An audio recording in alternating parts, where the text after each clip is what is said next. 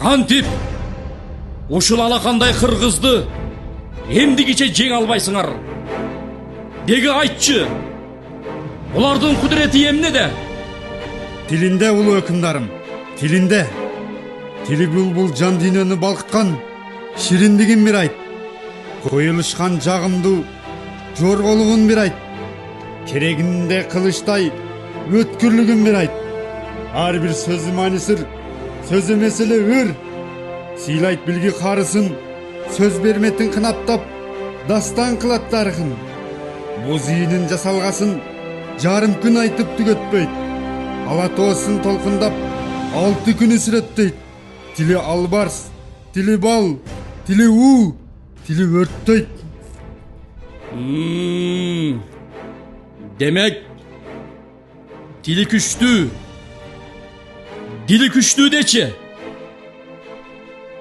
Ошондой падышам. Сөз кунарын сактаган, кыт куйгандай батпаган, рух дөөлөтүн уйуткан, душманын да муйуткан.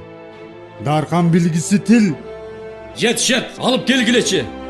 Жанагы туткундарды көзүм менен көрөйүн.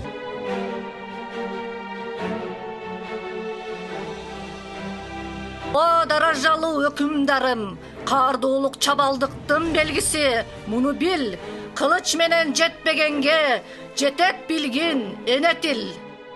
Бул ааламда ким өктөм, таза аруу дилөктөм, калк дөөлөтүн түптөгөн, санжыргалуу тилөктөм. Акыл менен билченеп, бардыгына тил себеп, рух дөөлөттү тайыздап, тил болбосо дил сенек. Наристени мажүрө, арстан кылган тил санат, бабалардын нускасын дастан кылган тил санат. Ишенеле, ушундай да кудуреттүү тил болобу?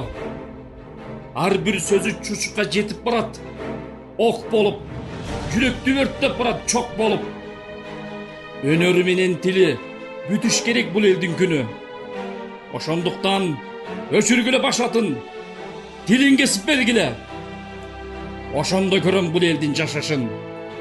Тилим окосо, аңкурт болуп, дилим окойт. Көрүнгөндүн тилин туурап, ар намысы бошойт.